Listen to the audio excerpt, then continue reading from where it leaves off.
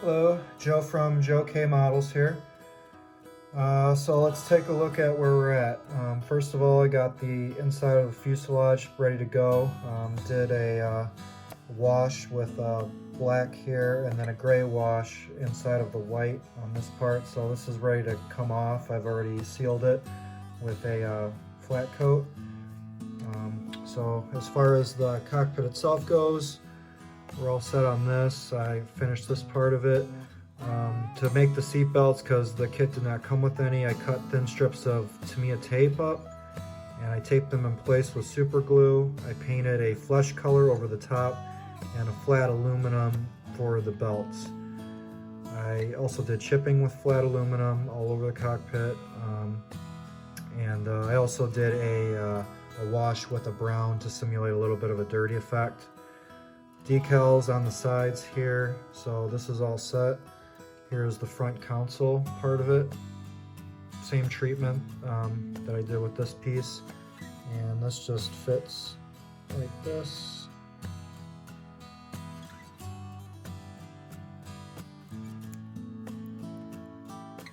And there you go, that's the whole thing. And then here's the front part, and the wings are going to be hooking into those. This piece will fit in like this. And it's ready to get put in. So one of the things that I ran into, and this is why I always test everything before I actually put glue into place. So I was doing a little bit of a test, and so this piece right here goes in right here. Now, it fits right now. As you can see, it fits perfectly, but it did not fit perfectly at first. I'll do the other side here, which I haven't done anything to. And you can see that I'm using a decent amount of force. It's not even going in at all.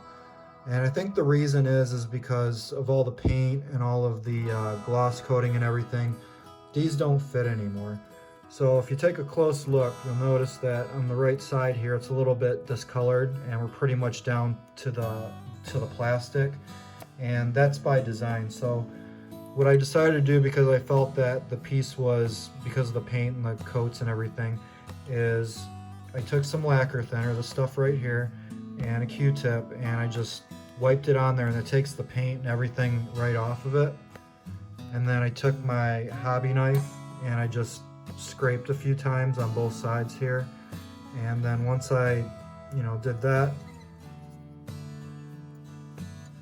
back in business. So I'm about to do that to this side here, and then what's going to happen after that is I'm going to be taking these off. I'm going to be putting the window in, and that will complete everything there. I'm going to do a dry fit of both halves. I'm also going to dry fit both halves with the cockpit in place, see how that fits, see if there's any issues. And I'm actually not going to glue this until I can, get this in here and make sure everything fits, because if I glue this and it doesn't fit right and I have to make adjustments, it's going to be a pain to, take that apart after it's glued. So that's kind of the method for that I'm going to be attacking it with. And another thing is the instructions call for you to put the wheels, if you're going to have the wheels down, you're going to have the plane on the ground, is once you have this in place, the wheels are going to get put right here. The directions tell you to go ahead and put those in once you put the fuselage halves in place, but I'm not going to do that because when I get around to painting it, I don't want the wheels to be in the way. It's going to be a pain to mask those.